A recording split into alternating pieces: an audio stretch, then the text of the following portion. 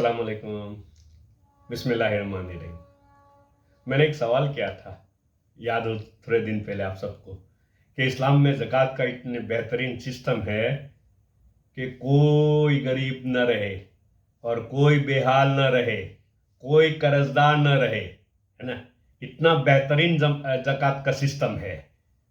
बताया फिर भी हिंदुस्तान में हर 4 भिखारी में से एक भिखारी मुसलमान, और मुंबई के 70% फकीरों में से 100% में से 70% फकीर मुसलमान।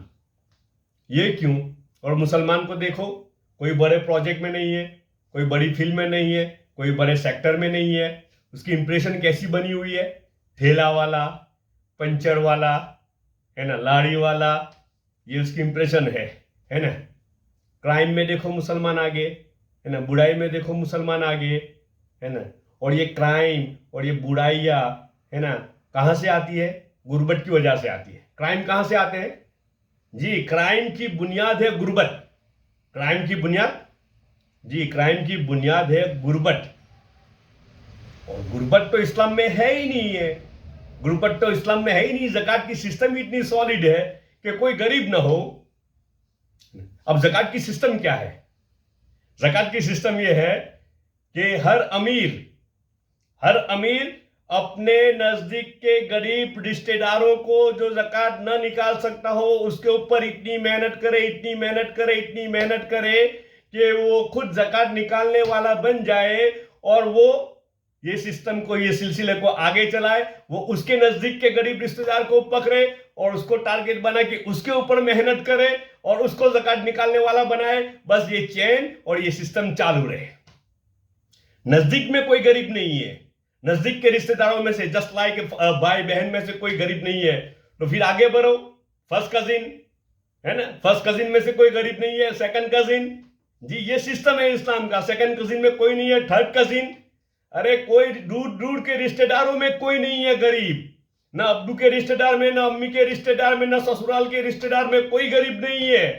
तो फिर बताया कि अड़ोस पड़ोस में ऐसे लोग होंगे जो रिश्तेदारी तो नहीं है लेकिन अड़ोस पड़ोस में रहते हैं। जियोग्राफिकली जो आपके घर से ज्यादा नजदीक हो, है ना, तो उसके ऊपर मेहनत है, उसको ज़कात दे और उसको खड़ा करे, है ना।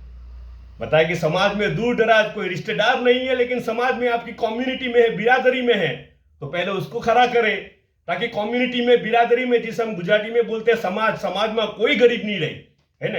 रिश्तेदार में कोई नहीं है तो समाज में तो कोई होगा गरीब।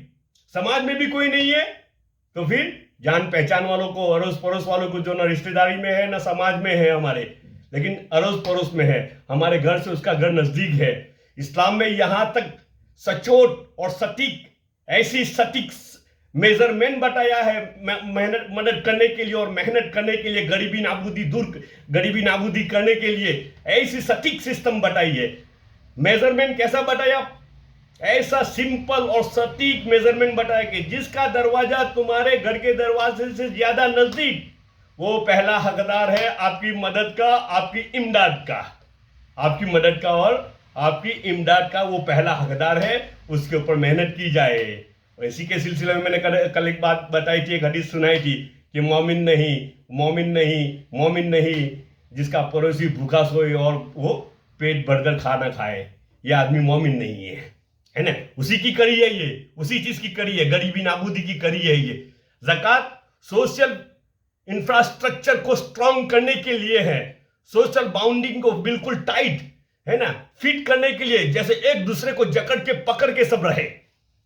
सोशल रिलेशन को टाइट करने के लिए, मजबूत करने के लिए, स्ट्रांग करने के लिए, फैमिली रिलेशन स्ट्रांग होंगे और सोशल रिलेशन स्ट्रांग होंगे, और एक बिरादरी से दूसरी बिरादरी के रिलेशन स्ट्रांग होंगे, और सब जब बिरादरियां स्ट्रांग होगी ने तो फिर मुल्क स्ट्रांग होगा, तो फिर मुल्क स्ट्रांग होगा। यहां तो क्या है, बिरादरी की बात छोड़ो यार, बिरादरी की बात छोड़ो, है ना। भाई लखपति है, एक भाई लखपति है और दूसरा भाई ठेला चला रहा है, बात समझे ना जी। और लखपति भाई कहां ज़कात दे रहा है? लखपति भाई कहां मस्जिद बना रहा है? अल्लाह हम सब के ऊपर रहम फरमाए, है ना। बताया कि ये इस्लाम की सिस्टम है। पहले रिश्तेदार आएंगे, फिर गुरबा आएंगे, फिर यतीम और मसाकिन आएंगे, है ना। बताया कि ये सिस्टम से बताया कि ज़कात अदा करेंगे तो ज़कात अदा होगी, और इसको स्किप किया, जस्ट लाइक इसको स्किप कर दिया हमने, ये सिस्टम को स्किप कर दिया और जंप ओवर कर दिया। चलो यहां कहीं को नहीं देना है, वहां देंगे, वहां देंगे, वहां देंगे, वहां, है ना, वहां 10,000 का स्लिप फरा देंगे, वहां ये करेंगे, वहां वो करेंगे। उलमाए किराम से सुना कि अगर कोई उसके नजदीक में रिश्तेदार, नजदीक के रिश्तेदार में या अड़ोस पड़ोस में कोई गरीब है और वो जकात देने वहां जा रहा है और वहां जकात दी है उसने, तो बताया कि उसकी जकात पूरी नहीं होगी, उसकी जकात अदा नहीं होगी। और जब जकात अदा नहीं हुई तो जकात अदा नहीं हुई है। स्लिप तो मिल गई है लेकिन जकात अदा नहीं हुई है।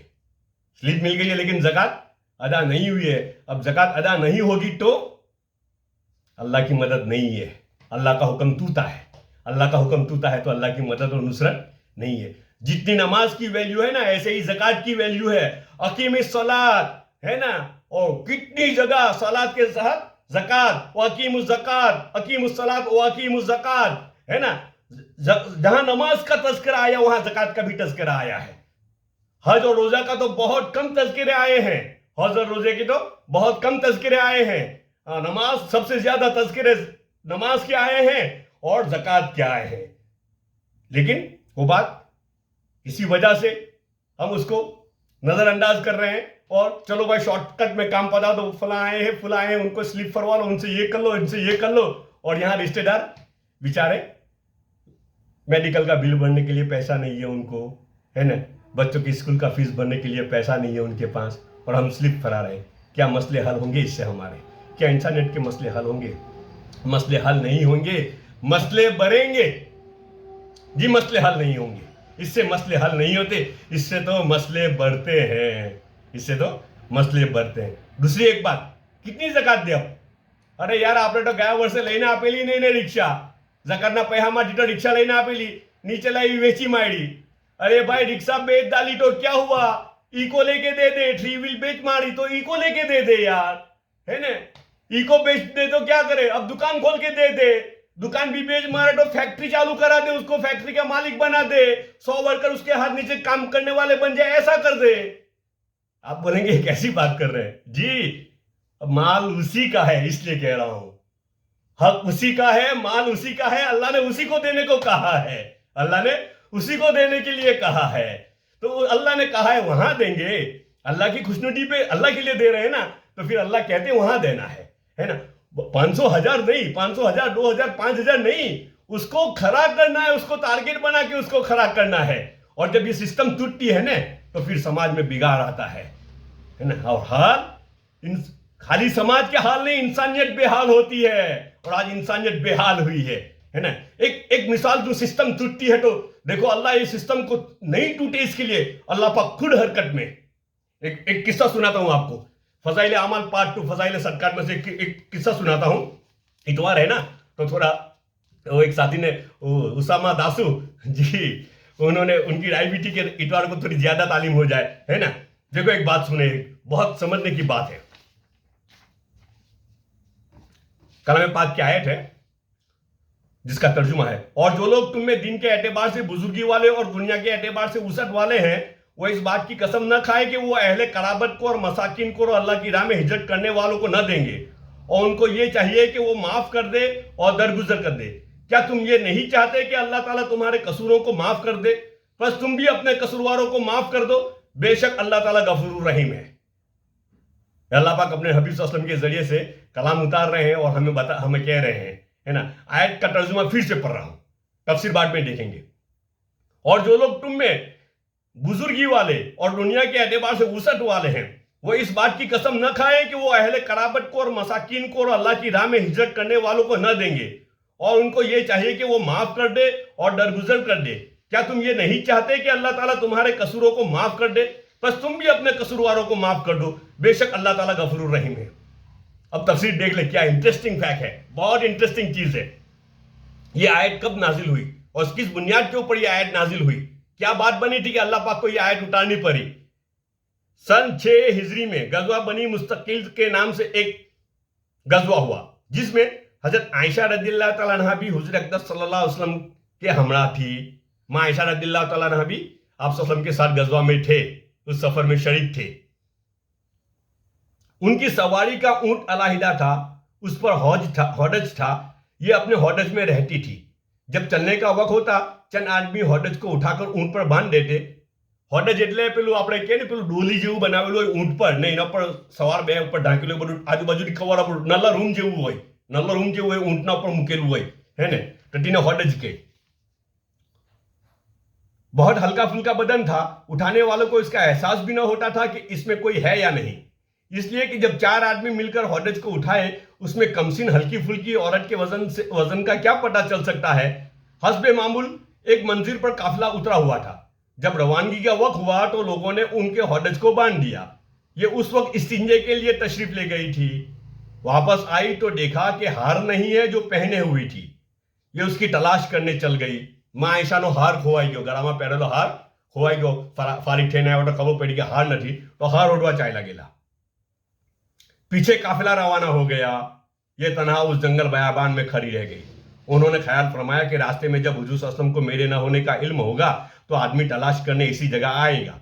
वो वहीं बैठ गई और जब नींद का गलबा हुआ तो सो गई। अपने नेक अमाल की वजह से तमानियत कल्ब तो हक ताला शानहू ने इन सब हजरात को कमाल दर्जे की अता फरमा ही रखी थी। आजकल की कोई औरत होती तो तन्हा जंगल बयाबान में रात को नींद आने का तो जिक्र ही क्या, खौफ की वजह से रोकर चिल्लाकर सुबह कर देती। हजरत सफवान बिन मुअत्तल रदियल्लाहु ताला अन्हु एक बुजुर्ग सहाबी थे जो काफिले के पीछे इसलिए रहा करते थे कि रास्ते में गिरी पड़ी चीज की खबर रखा करे। वो सुबह के वक्त जब उस जगह पहुंचे तो एक आदमी को परे देखा और चूंकि पर्दे के नाजिल होने से पहले हजरत आयशा रदियल्लाहु ताला अन्हा को देखा था, इसलिए उनको यहां पड़ा देखकर पहचान लिया और जोर से इन्ना लिल्लाहि व इन्ना इलैहि राजिऊन पढ़ा। उनकी आवाज से उनकी आंख खुल गई, मां आयशा की आंख खुल गई और मुंह ढांक लिया। उन्होंने अपना ऊंट बिठाया, ये उस पर सवार हो गई और वो ऊंट की नकेल पकड़ कर ले गए और काफिले में पहुंचा दिया। अब्दुल्ला बिन उबई खेल અહીંયાથી ચાલુ થાય છે બધો। હવે अब्दुल्ला बिन उबई जो मुनाफिकों का सरदार और मुसलमानों का सख्त दुश्मन था, उसको तोहमत लगाने का मौका मिल गया और खूब इसकी शोहरत की। उसके साथ बाज भोले मुसलमान भी इस तस्करे में शामिल हो गए और अल्लाह की कुदरत और शान कि एक माह तक ये जिक्र तस्करे होते रहे। एक महीना हुडी बड़ा वाटो करता रिया, घुसपुस करता रिया। मां आयशा एकलाड़िया, मां आयशा रातना एकलाड़िया है ने, तो बड़ी जेवी टेवी वाटो जीना मन में जे आयु टेवी वाटो बटा करता रिया। लोगों में कसरत से इस वाकया का चर्चा होता रहा और कोई वही वगैरह हजरत आयशा रदियल्लाहु ताला अन्हा की बारात की नाजिल न हुई। अल्लाह की तरफ से भी कोई इल्म नहीं हुआ वहां तक में। ये अल्लाह की हिकमत थी, ये अल्लाह की हिकमत थी। कोई कुरान की आयत भी न उतरी उस दौरान में। हुजूर अकरम सल्लल्लाहु अलैहि वसल्लम और मुसलमानों को इस हादसे का सख्त सदमा था और जितना भी सदमा होना चाहिए था वो जाहिर है। हुजूर सल्लल्लाहु अलैहि वसल्लम मर्दों से और औरतों से इस बारे में मशवरा फरमाते थे कि अहवाल की तहकीक फरमाते थे, मगर यकसुई की भी कोई सूरत न होती। एक माह के बाद सूरह नूर का एक मुस्तकिल रुकू कुरान पाक में हजरत आयशा रदियल्लाहु ताला अन्हा की बारात में नाजिल हुआ और अल्लाह जल्ल शानहू की तरफ से उन लोगों पर सख्त इताब हुआ जिन्होंने बेदलील बेसबूत इस तोहमत को शाया किया था। इस वाकया को शोहरत देने वालों में हजरत मिस्ता सहाबी भी थे। हजरत मिस्ता हजरत अबू बकर सिद्दीक रदियल्लाहु ताला अन्हु એને નલ્લેથી પાડેલા, બચપનથી પાડેલા ને આપ હજરત અબુ બકર સિદ્દીક રદિયલ્લાહુ તાલા ના પૈહાથી જ એમર મોટા થયેલા છે, માલથી જ મોટા થયેલા છે। જે કંઈ ખાધેલું છે બદનમાં, જે કંઈ દેખાઈ રહેલું છે તે અબુ બકર સિદ્દીક રદિયલ્લાહુ તાલાનો માલ છે, તેનાથી તે મોટા થયેલા છે। અબુ બકર સિદ્દીક રદિયલ્લાહુ દત્તક લીધેલા એમને હજરત મિસ્તાને ને માં આયશાની બુરાઈ કરવામાં કોણે હિસ્સો લીધો? મિસ્તાએ। જે ઘરનું ખાધેલું છે તે જ ઘરને બુરાઈ કરવામાં, जी તે જ ઘરને બદનામ કરવામાં મિસ્તાએ જબરજસ્ત રોલ નિભાવ્યો।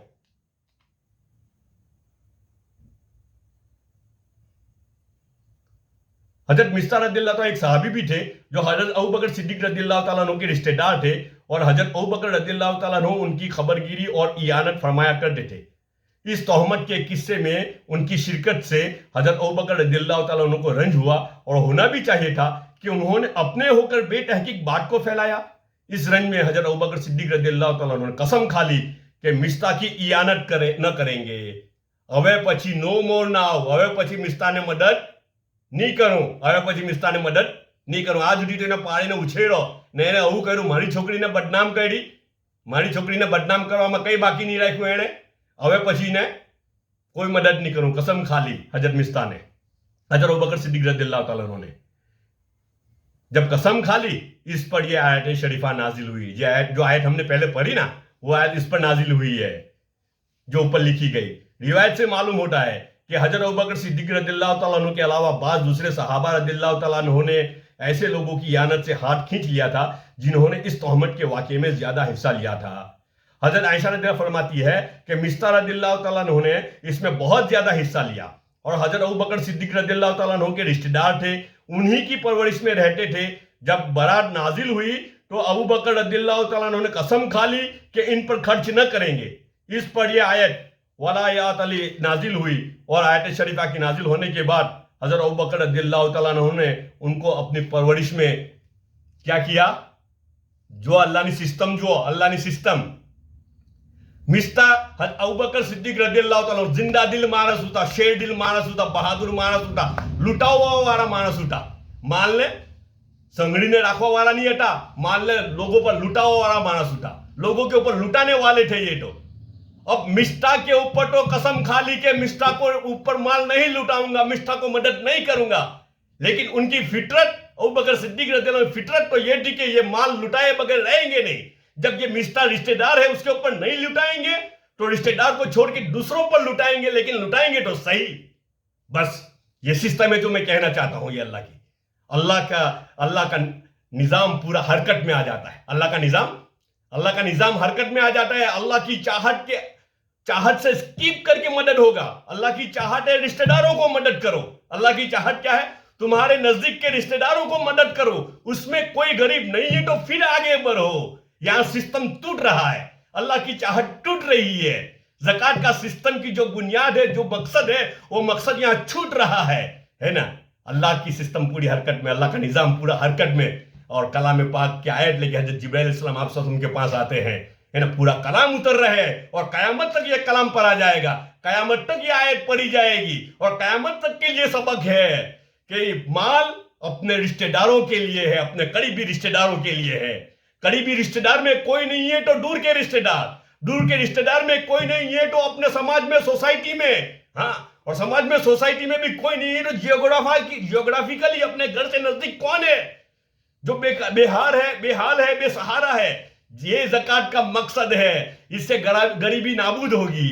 अब हजरत अबू बकर सिद्दीक रज़ियल्लाहु ताला अन्हु सिस्टम को स्किप कर लेते, वो माल तो लुटाते लेकिन दूसरे पे लुटाते, ये अल्लाह को पसंद नहीं था। इसलिए पता चला कि अल्लाह को पसंद क्या है, माल कहां लुटाया जाएगा, अपने रिश्तेदारों पे लुटाया जाएगा। दुश्मन ये कायनात का सबसे बदतरीन इल्जाम, मेरी नजर में कायनात का ये जो इल्जाम है ना, मां आयशा के ऊपर जो इल्जाम लगाया है, कायनात का सबसे बदतरीन इल्जाम कायनात के सबसे बेहतरीन घराने ऊपर लगाया गया है। सबसे बदतरीन इल्जाम बेहतरीन घराने के ऊपर लगाया गया है। फिर भी अल्लाह कह रहे नहीं, ऐसा तो इल्जाम नहीं लगाना हमारे ऊपर, ऐसा इल्जाम तो हमारे रिश्तेदार ने हमारे ऊपर नहीं लगाया ना। यहां तो लगाया है, और उस रिश्तेदार ने लगाया है जो जिसकी नस में, रगों में जो खून दौड़ रहा है, उन्हीं का माल है, उन्हीं के माल से ये रगों में खून दौड़ रहा है, और उन्हीं के ऊपर इल्जाम लगाने में ये मदद कर रहा है। हाँ बता, फिर भी कहा गया नहीं, मदद तो उसी को होगी, रिश्तेदार ये है तो उसी को मदद होगी। बात समझ रहे हैं? बात आगे चलती रहेगी इंशाल्लाह, ज़कात के बारे में बात आगे चलती रहेगी। हजरत इब्न अब्बास रज़ियल्लाहु फरमाते हैं कि सहाबा रज़ियल्लाहु ताला अन्हु में कई आदमी ऐसे थे जिन्होंने हजरत आयशा रज़ियल्लाहु ताला अन्हु के ऊपर बहतान में हिस्सा लिया, जिसकी वजह से बहुत से सहाबा, जिनमें हजरत अबू बकर रज़ियल्लाहु ताला अन्हु भी है, ऐसे थे जिन्होंने कसम खा ली कि जिन लोगों ने इस बहतान की इशाअत में हिस्सा लिया उन पर खर्च न करेंगे। इस पर यह आयत शरीफा नाजिल हुई कि बुजुर्गी वाले और वसअत वाले हजरत इसकी कसम न खाए कि सिला रहमी न करेंगे, और जिस तरह पहले खर्च करते थे उसी तरह खर्च न करेंगे। किस कदर मुजाहिदा अजीम है कि एक शख्स किसी की बेटी की आबरूरेजी में झूठी बातें करता फिरे और फिर वो इसकी इयानत उसी तरह करे जिस तरह पहले से करता था, बल्कि उससे भी डोचन कर दे। जब अल्लाह पाक ने कलाम पाक की ये आयत उतारी ना, तो अबू बकर सिद्दीक रज़ियल्लाहु ताला अन्हु ने अब दोबारा कसम खाई। क्या कसम खाई? अब मैं कसम खाता हूं कि मिस्ता को पहले जितनी मदद करता था अब उससे दुगनी मदद करूंगा। ये अल्लाह के लिए लगाना है ना, अल्लाह के लिए करना है ना, तो अल्लाह कहते हैं वहां लगाएंगे फायदा होगा। अल्लाह कहते हैं, अल्लाह की चाहत है वहां लगाएंगे फायदा होगा। ये गरीबी नाबूदी है ना, गरीबी नाबूदी। अरे यार, बरसों से और सदियों से, युगों से, है ना, गवर्नमेंट आ रही है, ये आ रहे हैं, वो आ रही है, ये गवर्नमेंट, वो गवर्नमेंट, ये हुकूमत, वो हुकूमत, कोई कम मेहनत कर रही है और कोई कम माल लगा रही है, फिर भी गरीबी नाबूदी नहीं कर पा रही है, फिर भी टारगेट अचीव पूरा अचीव नहीं हो रहा है। मेरा ये कहना है, हम भी तो, हमारे पास इतना बेहतरीन सिस्टम है ना, इतना बेहतरीन ज़कात का सिस्टम है गरीबी नाबूदी का, और इसके जरिए से गरीबी नाबूदी करके दिखाई गई है। मदीना मुनव्वरा में ये सैंपल बताया गया। ज़कात का माल लेके निकला है आदमी, ज़कात का माल लेके निकला है, थाल में भर के माल, सोना चांदी और जवेरात लेके निकला है कोई ज़कात का लेने वाला, पूरे शहर का चक्कर लगाया, कोई ज़कात का लेने वाला नहीं था। एक जगह दरवाजा खुला तो उनको खुशी हुई कि शायद यहां से ज़कात का लेने वाला मिल जाएगा, दरवाजा खुला और क्या कहा, भाई आप ज़कात देने निकले हैं, मेरी भी ज़कात घर में पड़ी हुई है, कोई लेने वाला नहीं है, एक काम करना, कोई ज़कात लेने वाला मिल जाए तो मुझे भी बता देना कि मैं भी ज़कात अदा कर दूं, मेरी भी ज़कात अदा हो जाए। क्या मतलब, कोई गरीब नहीं था, सबके सब अमीर बन चुके थे ये ज़कात की सिस्टम के जरिए से।